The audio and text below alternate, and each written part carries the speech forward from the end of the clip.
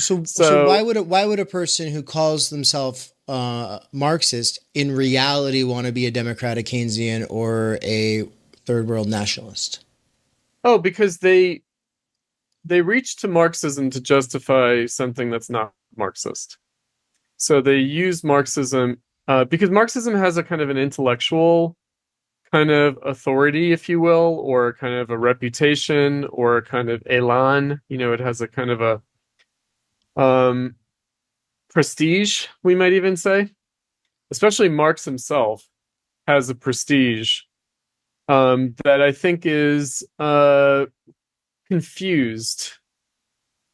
Meaning, and this is rather recent.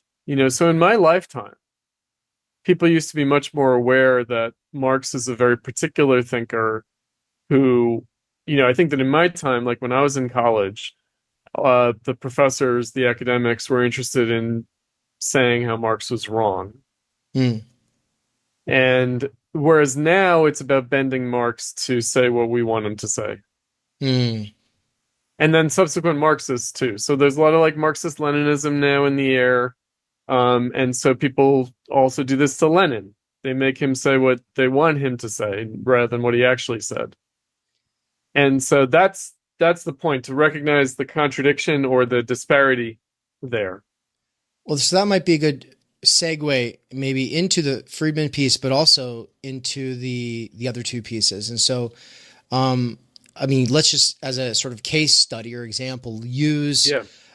this third world nationalism example. So you're saying there are people, they consider themselves some kind of Marxist Leninist. That Marxist Leninism leads them to the conclusion that the thing that they should be doing right now is advocating for this kind of third world nationalism. Um, what are some? So, I mean, who do you think of when you think of that? Are you thinking of like Haas? Who else are you thinking of? Oh, sure. There's the MAGA communists, but also Bad empanada. yeah, sure. What about Right. Hakeem? Are you talking about Hakeem? Him I may not know. Okay. What about One Dime? Do you know One Dime? One time, of course. Yeah, yeah. So Tony. would Tony be one of those third world nationalist Maybe, types? maybe not. I was thinking, of course, of this, like, there's a guy running around who's closer to my age, Gabriel Rockhill, who's very anti-Frankfurt School, Right, right, right. who's associated with the Party for Socialism and Liberation. And they are kind of post-Trotskyist neo-Stalinists. I don't know what you call them. Hmm. They're Stalinisty. And you know, generally speaking, but I would say generally Stalinism and Maoism are having a heyday now. In the post DSA moment, right? So Okay. that it comes out of disenchantment with the DSA, disenchantment with social imperialists, social patriots, like the DSA, the Social Democrats. Um, and you know, the Israel-Palestine issue is just one thing that is expressive of this. Okay. But I would say, generally speaking, there is this idea of like Bernie and the DSA and Jacobin are like the social democrat, social patriotic, social imperialist bad people on the left, right? And I think that maybe one of the things now, like, Carlos Garrido, like Midwestern Marx, like, like Western Marx, I was gonna bring that up. I haven't yeah, looked too much into it, but I understand that they are Western Marx. Midwestern Marxist Institute or whatever is like they like to bring on Rock Hill a lot. People are always telling me I should look into them, but I haven't yet. So, um, Yeah, I would say that there's like just something in the air last year and this year, towards the end of last year, like again, like clearly exemplified by the pro-Palestinian sentiments. for sure. But also, I would say the last few years, like post 2020, it's been sort of emerging a kind of neo-Stalinist kind of framework. Also multipolarity, geopolitics, Mm-hmm. that Mm-hmm. kind of idea. Mm-hmm. Which, I'm skeptical of that we are moving into a multipolar world, actually. like the thing is, so I'll just say, Dave, like I'm old enough now. I've lived through things several times over. I've heard this before. I've heard it all before. That's the problem. I've actually heard it all before. I've heard the end of US global domination, Yeah, yeah, yeah, multipolarity. yeah, yeah, I've yeah, heard it many times throughout my yeah, yeah. life. And people talked about Vietnam Yep, leading to that, yep. right? And Well, that was even in the Cold War context. They were still thinking that actually the Vietnam War was the decline of the US and Germany and Japan are going to rise, right? So it wasn't even within the Cold War framework. I think that now that aspect of a post-Cold War framework is coming to the fore, but they don't understand that people also said this during the Cold War. They also said it in the 80s, like in the Reagan era. So they said it in the high Cold War of the 60s. They also said it in the kind of different period of the 70s, but also in the renewed Cold War of the 80s, that the capitalist world was fragmenting, that the decline of the US would mean the rise of other powers in the capitalist world. right. BRICS is really what people talk about with respect to that. The problem there being, well, what is the difference between Russia and China, right? So, like Brazil and Russia and India are clearly capitalist, but what is China?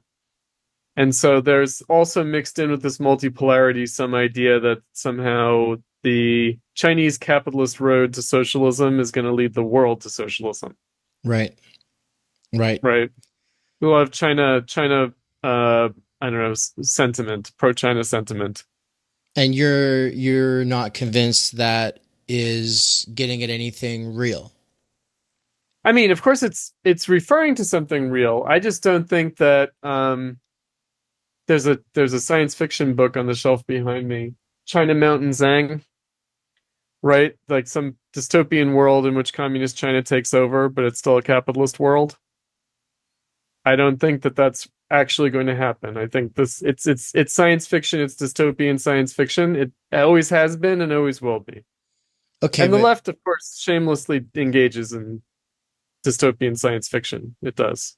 and Right. so does the The neo-reactionary right. right? And The right does so too, yeah.